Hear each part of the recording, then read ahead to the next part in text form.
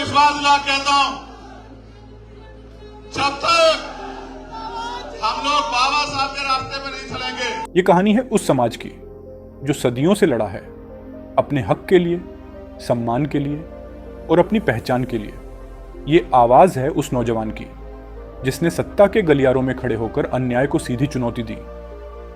आगरा की पावन धरती पर जब चंद्रशेखर आजाद बोले तो सिर्फ भाषण नहीं हुआ, क्रांति की हुंकार गूंजी। एक चेतावनी थी वो कि अब हम चुप नहीं रहेंगे। साथियों, मैं चाहता था कि यह बात सबसे अंत में कहूं, लेकिन मजबूरी है। जब अन्याय होता है तब चुप रहना भी अपराध होता है। 2 दिन पहले आगरा में हमारे कार्यकर्ताओं, हमारे पदाधिकारियों के साथ जो पुलिसिया सलूक हुआ, वह सिर्फ एक घटना नहीं थी। वह इस बात की मिसाल थी कि सत्ता और जातीय घमंड किस तरह संवैधानिक अधिकारों को रौंदने का काम कर रहे हैं। हम स्वाभिमानी लोग हैं। हम ना किसी पर अन्याय करते हैं, ना कभी अन्याय सहते हैं। हम संविधान की मर्यादा में रहकर बात करते हैं। लेकिन अगर कोई पुलिस अधिकारी जाति के अहंकार में हमारे लोगों को लातों से पिटवाएगा तो हम उसे याद दिलाएंगे, सत्ता स्थायी नहीं होती। आप पद पर रहोगे, हम सड़क पर रहेंगे, लेकिन संविधान हम दोनों पर लागू होता है। और जिस दिन हम सड़क से न्याय मांगेंगे उस दिन हर दरवाजा हिल जाएगा। हम न्याय के समर्थक हैं। अपराधी को सजा मिले, कोर्ट में पेश हो, जांच हो, सजा हो। लेकिन अगर निर्दोष को केवल राजनीतिक द्वेष, जातीय घमंड में मारा जाएगा तो हम चुप नहीं बैठेंगे। हम आगरा छोड़कर नहीं जाएंगे और आपको भी चैन से नहीं जाने देंगे। याद रखिए, हम वही लोग हैं जिन्होंने 75 साल में संसद में पुलिस के अधिकारों की बात उठाई। 8 घंटे ड्यूटी, छुट्टी, वेतन समानता, ये सारी बातें भी हमने उठाई। लेकिन अगर आप अन्याय करेंगे तो आपको भी उसी श्रेणी में रखा जाएगा जिस श्रेणी में एक अपराधी को रखा जाता है। सबसे शर्मनाक बात यह है कि आगरा की धरती पर आए दिन बाबा साहब की मूर्तियों को खंडित किया जाता है। ये सिर्फ मूर्तियां नहीं हैं, ये हमारे आत्मसम्मान की प्रतीक हैं। जब इन पर हमला होता है तो पूरे समाज के आत्मसम्मान पर हमला होता है। क्या यह हमारे संविधान का अपमान नहीं है? क्या यह उस सोच का नतीजा नहीं है जो आज भी बराबरी से डरती है? जब बाबा साहब ने कहा था, मैं हिंदू धर्म छोड़ रहा हूं क्योंकि यहां मानवता नहीं है, तो उन्होंने एक प्रतीकात्मक क्रांति की थी।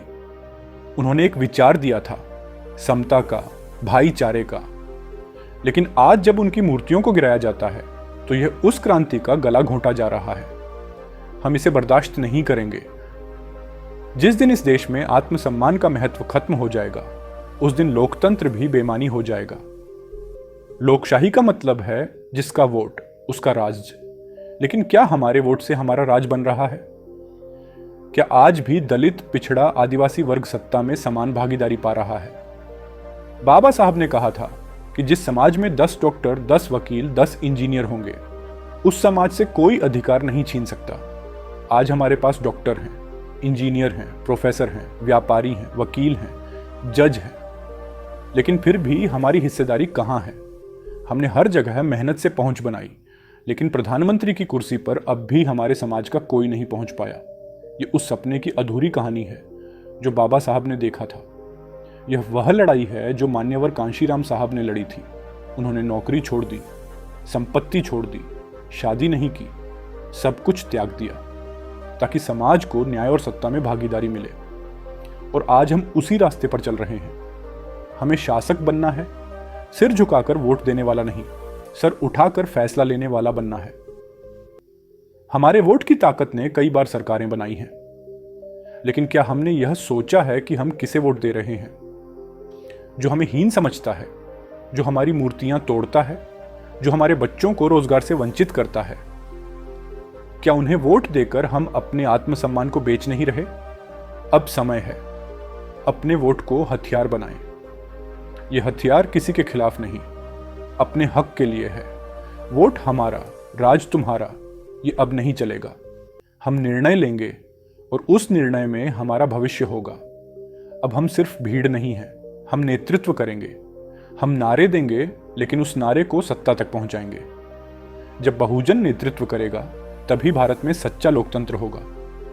ये लड़ाई सिर्फ आरक्षण की नहीं, प्रतिनिधित्व की है। हमारे समाज में प्रतिभा की कमी नहीं, कमी है तो एकजुटता की। अब वो समय नहीं रहा जब कांशीराम साहब अकेले लड़ते थे। अब हम लाखों हैं, शिक्षित हैं, संगठित हैं और संघर्ष के लिए तैयार हैं। युवाओं, यह समय है जागने का। यह समय है समझने का कि जाति एक वास्तविकता है और अधिकार उससे टकराकर ही लिए जाते हैं। तुम्हें तय करना है, क्या तुम सिर्फ सोशल मीडिया पर बाबा साहब के पोस्टर लगाकर संतुष्ट रहोगे या उनकी शिक्षाओं को जमीन पर उतारोगे? आज का नौजवान अगर सिर्फ नौकरी के लिए जिएगा तो वह कभी नेतृत्व नहीं कर पाएगा। हमें लीडर बनना है और लीडरशिप संघर्ष से आती है। आगरा की इस रैली से हम एक संदेश देना चाहते हैं। हम सिर्फ सत्ता को नहीं, सिस्टम को बदलेंगे। हम प्रशासन को भी संवैधानिक बनाएंगे और अगर कोई अधिकारी किसी पद का दुरुपयोग करेगा तो हम उसे पद से हटवाना भी जानते हैं। हमने बहुत सहा है, बहुत सह लिया। अब अन्याय नहीं सहेंगे। यह देश बाबा साहब का सपना है जिसमें सब बराबर है। अब हमें सिर झुकाकर जीना नहीं, सिर उठाकर लड़ना है। हम संविधान की लड़ाई लड़ रहे हैं और ये लड़ाई सिर्फ चुनाव की नहीं, चेतना की है। आगरा से जो आवाज उठी है वह अब पूरे भारत में गूंजेगी। हम सिर्फ वोट नहीं डालेंगे, हम नेतृत्व करेंगे। हम सिर्फ समर्थक नहीं, इतिहास निर्माता बनेंगे। बाबा साहब की मूर्ति का अपमान नहीं होगा क्योंकि अब समाज जाग चुका है। अब ना कोई लात खाएगा, ना अपमान सहेगा। अब जवाब होगा लोकतांत्रिक, संवैधानिक लेकिन निर्णायक। और याद रखिए, जिसकी जितनी संख्या भारी उसकी उतनी हिस्सेदारी। जय भीम, जय भारत, जय संविधान। अगर आप चाहते हैं कि यह आवाज और दूर तक पहुंचे तो इस वीडियो को शेयर करें, कमेंट करें और सब्सक्राइब करना ना भूलें। यह सिर्फ एक वीडियो नहीं, यह आंदोलन है। बोल कि लब आजाद हैं तेरे, बोल हक की बात।